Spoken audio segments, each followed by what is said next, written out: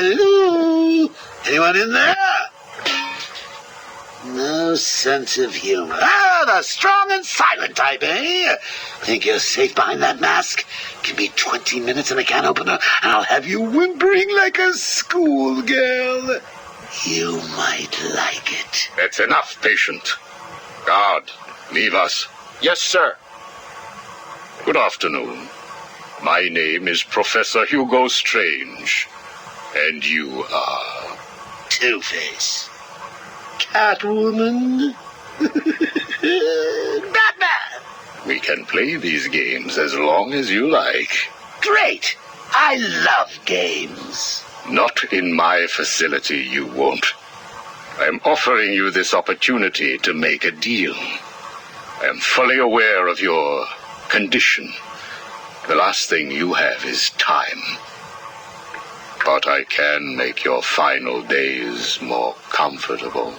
And in return, I'd be giving you... I wish to study you. I need to know why you are the way you are. I don't have long, Doc. You're going to need more than some psycho mumbo-jumbo to get to the bottom of what's wrong with me. Oh, I have more than that. Much more. So, do we have a deal? How are you feeling today? You promised me another doctor, Strange. Maybe you shouldn't have killed the one I sent last week. What made you do it? Fish gotta swim, birds gotta fly. Besides, it was worth it to see the look on her face. Hey, you know what? I think I've got a piece of it here in my pocket. You are trying my patience. That was the third doctor you've killed. Well, keep on sending them, Doc. I'm trying to break my record.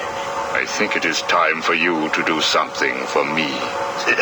Name it, Doc. Tell me how you came to be. Explain what made you what you are today. How you come to be sitting across the table from me, dying. Is that all? Well, I guess you could say I once had a very bad day. Really? Go on. It was a Thursday night. Things had been getting worse.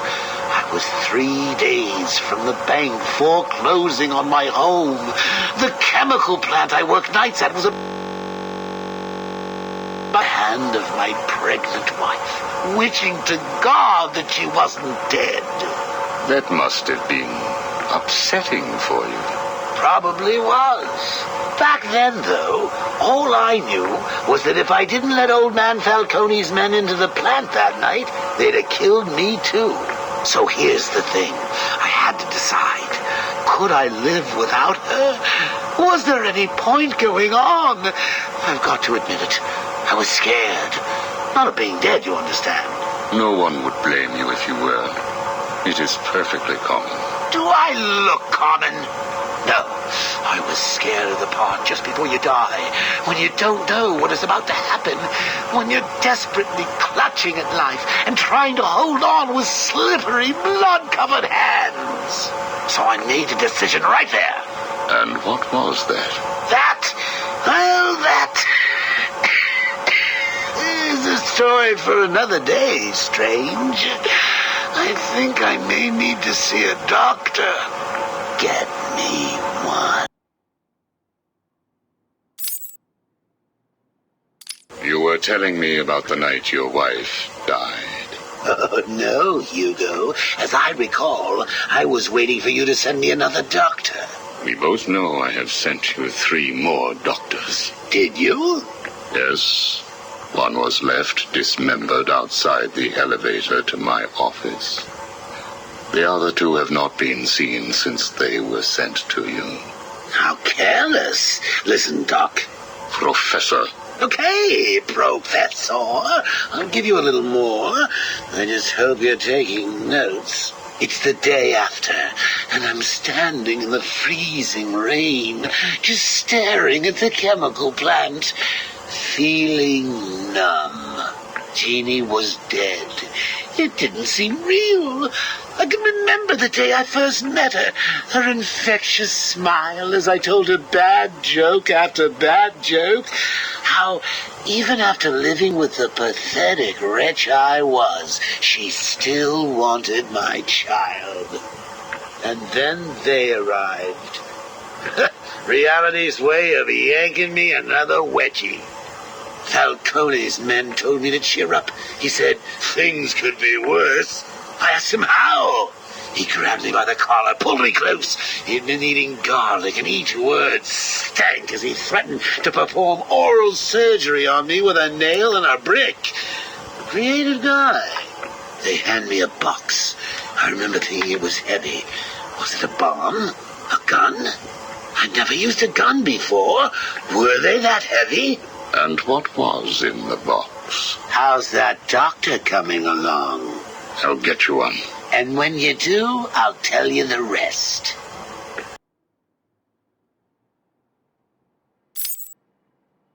You are looking a little better, yes. Well, I have my good days and bad days, but I do try and start each one with a smile. Are you ready to continue your story? Yeah, why not? So where was I? The box. Ah, yes, the box. So there I was, tearing open this box, expecting the worst. And all it had in it was a crazy red dome and a cloak. I thought they were having a joke with me, but oh no. They made me put it on. They said it was a disguise. It would keep me safe. It smelled like garlic. And that was it, really. I was dressed up like a spaceman, barely able to see, trying to break into the one place in this town that had given me a job. Have you ever tried to walk with an enormous fishbowl on your head? Don't answer that. It's hard. I couldn't see where I was going. I must have tripped one of the alarms. I heard muffled gunfire. I panicked and tried to run. And then I saw him. Who? Batman. Really? Yes, really. Batman tried to hit me. I moved out of the way, but, well, what you need to understand is I had this giant bowl on my head, and I lost my balance. It's like life, really. One minute everything's bad, and the next your wife's dead and you're hanging on for dear life, suspended over a tank of experimental chemicals. I'm sure he'd say he tried to save me, but we all know he didn't. I fell. For a second, just as I hit the surface, I thought I may just get away with this. I assume that wasn't the case. Do I look like I got away with it? I was drowning. The chemicals were burning my skin. My entire body felt like it was on fire. And it was all his fault. Whose fault? Batman's? Who else? Yours? Come again? Let me tell you what I believe. I believe that you have fabricated a series of events that you use to conceal the truth about your condition. I have read 12 different accounts of your past, all different, except for one detail. Batman. What can I say? I like to keep things interesting. A wise man once told me that if you have to have an origin story, you're better off making it multiple choice. And never facing up to the truth of what happened.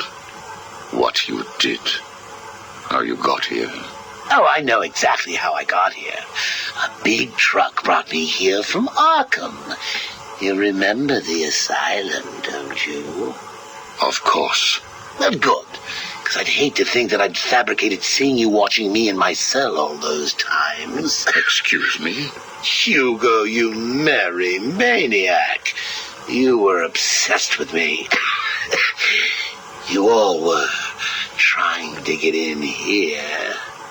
Next thing you'll tell me it wasn't you who sent old Sharpie over the edge. Nice work, by the way. Thank you. So here's the thing. If you want to make sure that no one else finds out about your past, you should stop poking your nose into mine.